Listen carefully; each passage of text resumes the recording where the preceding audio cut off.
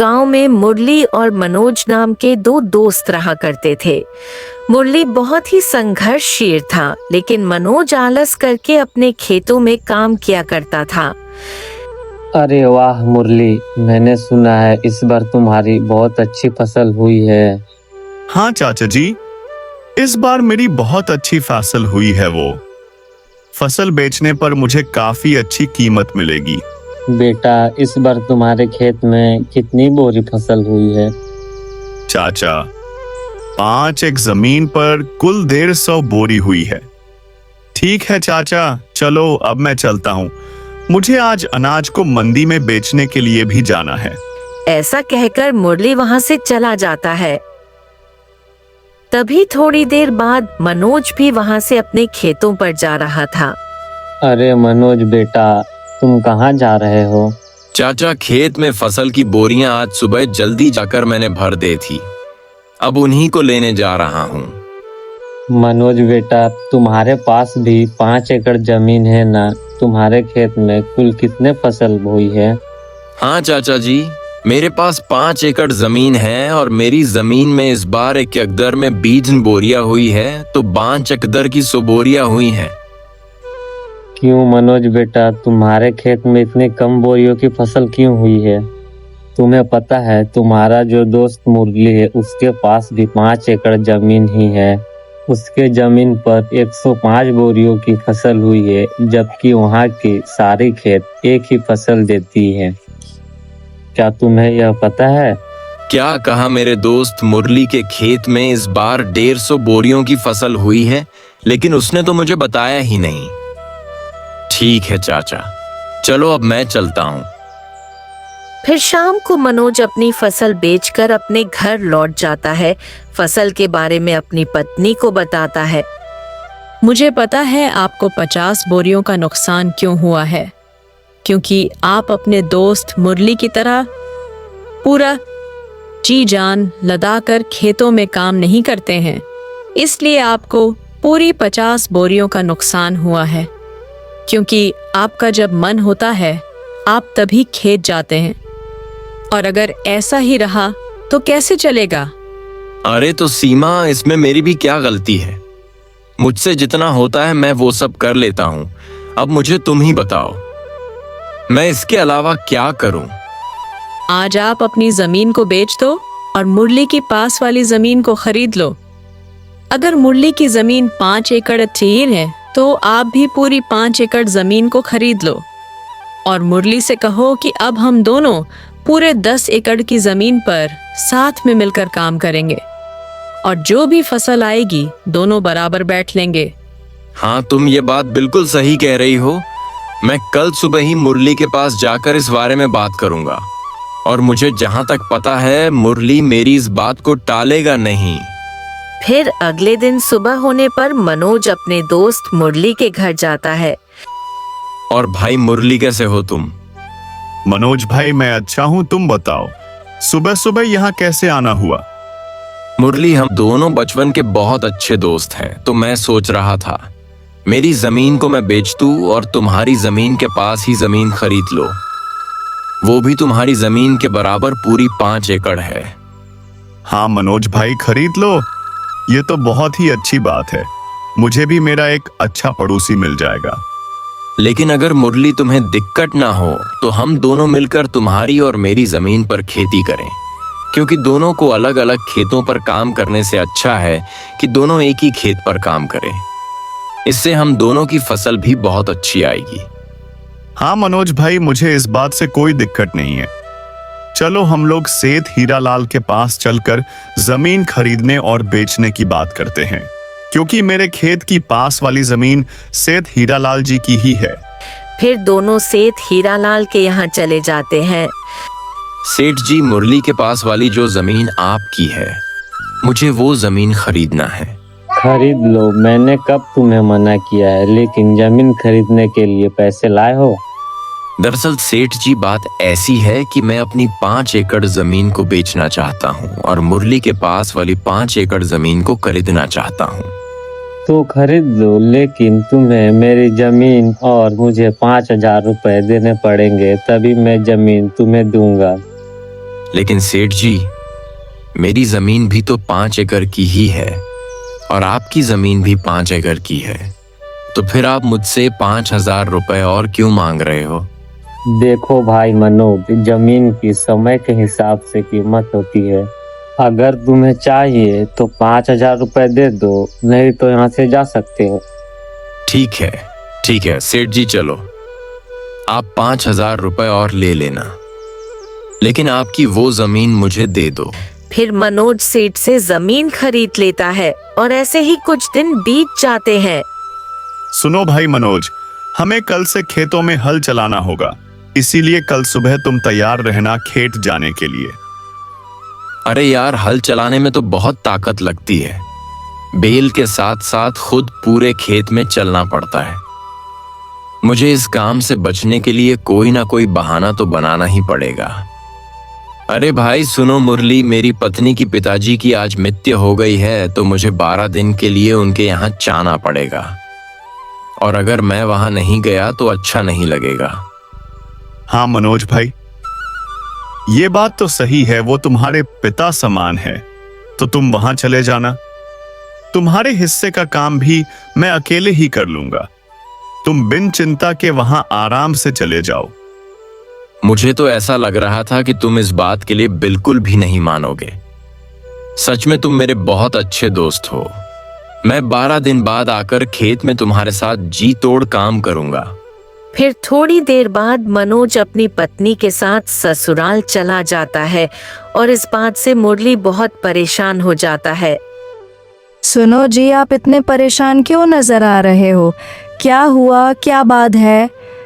अरे कुछ नहीं, मनोज अपनी पत्नी के साथ उसके मायके गया है और खेत में बहुत काम पड़ा है। अरे तो आप परेशान मत हो, ये वो जब तक नहीं आते मैं आपके साथ खेत में काम करवा दूंगी। फिर अगले ही दिन से मुरली अपनी पत्नी राधा के साथ मिलकर खेतों में हल चलाने का काम शुरू कर देता है। फिर कुछ दिन बीतने के बाद मुरली मनोज के घर जाता है। सुनो भाई, मरोज बारिश के दिन चालू हो गए हैं और थोड़ी थोड़ी बारिश भी आने लगी है, तो मैं सोच रहा था हम दोनों लोग मिलकर बारिश के पानी को जाने के लिए रास्ता बना देते हैं।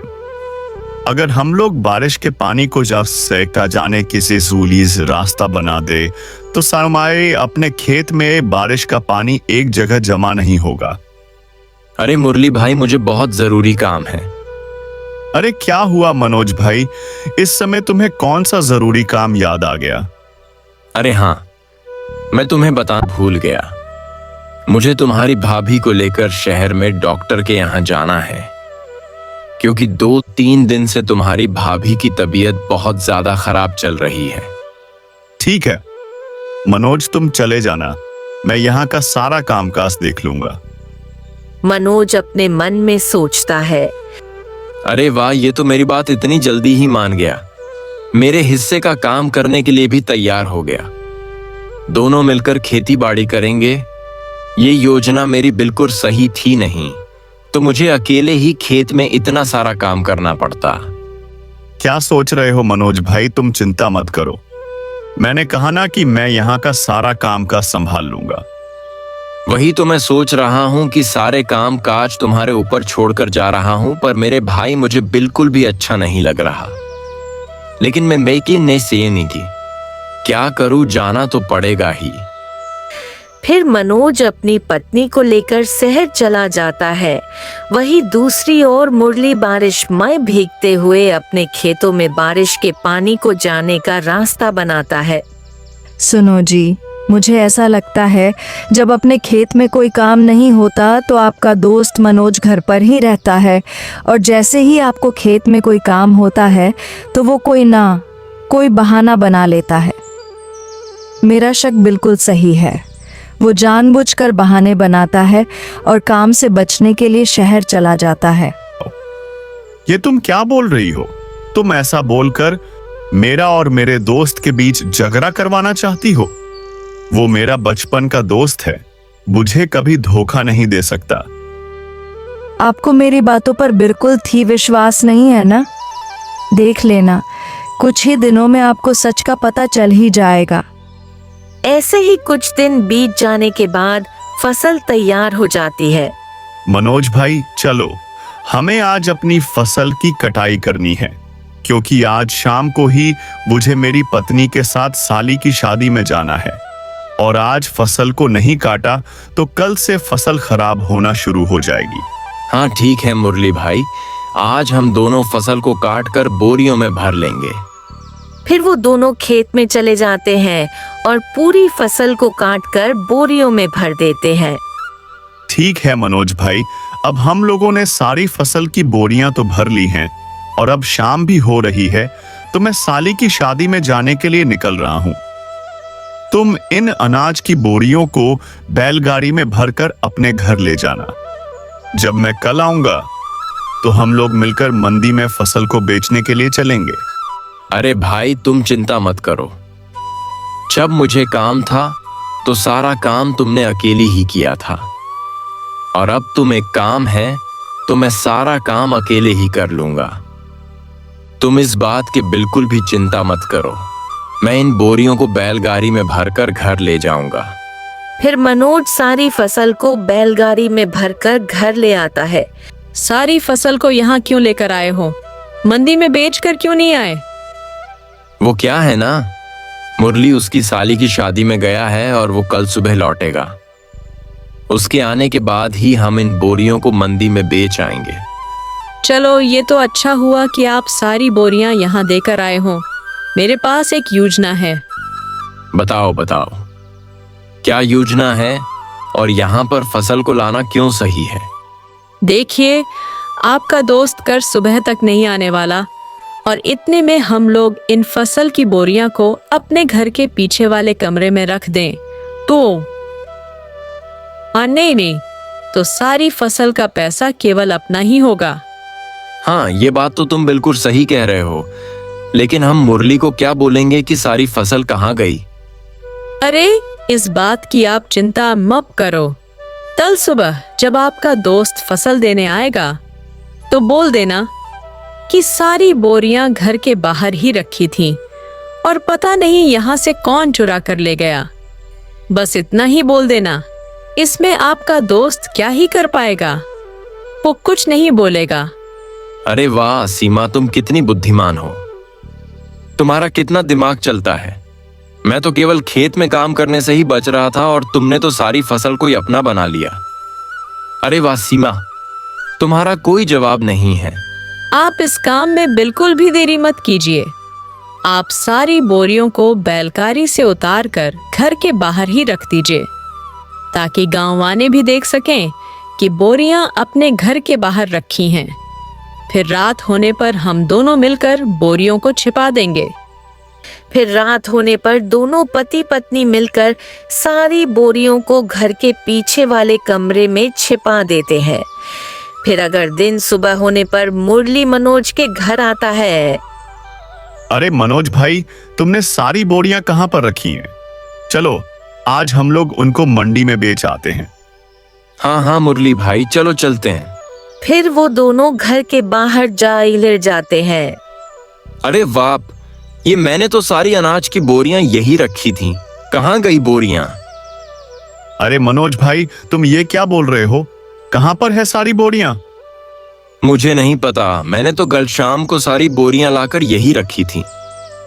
मैंने सोचा था कि यहीं से सारी की बोरियां उठाकर हम दोनों कल सुबह मंडी में बेचने के लिए चलेंगे, लेकिन अब क्या करेंगे? अपनी सारी बोरियां तो चोरी हो गई। क्या अपनी सारी अनाज की बोरियां चोरी हो गई? हाँ, ये चोरों का ही काम है, नहीं तो यहाँ पर रखी हुई बोरियां भला कौन लेकर जाएगा? मनोज भाई, तुमने यह क्या किया? तुमने पूरे 6 महीने के मेहनत को चोरों के हाथों सौंप दिया। मनोज भाई, मुझे तुमसे यह उम्मीद नहीं थी। अरे मुरली भाई, के कार्य तुम ये क्या बोल रहे हो? तुम तो ऐसे बोल रहे हो जैसे उस फसल में तुम्हारे अकेले का ही हिस्सा हो, और मैंने चोरों को जानबूझकर जैसे वो बोरियां हाथ से उठा करते ही हो। उस फसल में मेरा भी तो हिस्सा था, नुकसान मेरा भी तो हुआ है। हाँ, ये बात भी बिल्कुल सही है। चोर हम दोनों के ही हिस्से को लेकर गए हैं। हम दोनों को ही बहुत बड़ा भारी नुकसान हुआ है। चलो ठीक है, अब मैं अपने घर चलता हूँ। ऐसा कहकर मुरली वहां से अपने घर चला जाता है और जाकर चुपचाप बैठ जाता है। क्या हुआ जी, आप इतने उदास क्यों नजर आ रहे हो? फिर मुरली सारी बात अपनी पत्नी को बता देता है। अरे, तो कोई बात नहीं, आप चिंता मत कीजिए। अभी खेत में काम करने के लिए काफी समय है। जब तक आप अपने घर के बाहर वाले आंगन में सब्जियां लगाकर उन्हें बेचने का काम चालू कर दो। हाँ, तुम ये बात बिल्कुल सही कह रही हो। मैं कब तक ऐसे ही हाथ पे हाथ धरे बैठा रहूंगा? घर पर बैठे रहने से कौन सा मुझे बैठे बैठे पैसे मिल जाएंगे। फिर मुरली सब्जियां लगाने के लिए अपने घर के बाहर आंगन में खुदाई करने लगता है। तभी खुदाई करते करते उसे एक मटका दिखाई देता है। अरे, ये तो हीरा मोती सोना चांदी से भरा हुआ मटका है। ये तो मेरा अच्छा भाग्य है। अगर मेरी फसल चोरी नहीं होती तो मैं कभी यहाँ सब्जियां नहीं लगाता और ना ही यहाँ जमीन पर खुदाई करता। अगर इसमें से एक सोने का सिक्का भी बेच दिया तो मेरी सारी फसल चोरी की भरपाई हो जाएगी। फिर मुरली अंदर जाकर सारी बात अपनी पत्नी को बता देता है। ये सब भगवान की ही कृपा है, क्योंकि आप बहुत ही संघर्षशील व्यक्ति हो। संघर्ष का फल हमेशा मिलता ही मिलता। और उधर दूसरी ओर सुनिए जी, आज रात को हम इस फसल को मेरे भाई की यहाँ ले जाएंगे और रात में वहीं रुक जाएंगे। फिर कल सुबह इस फसल को शहर में हाँ, तुम बिल्कुल सही कह रही हो।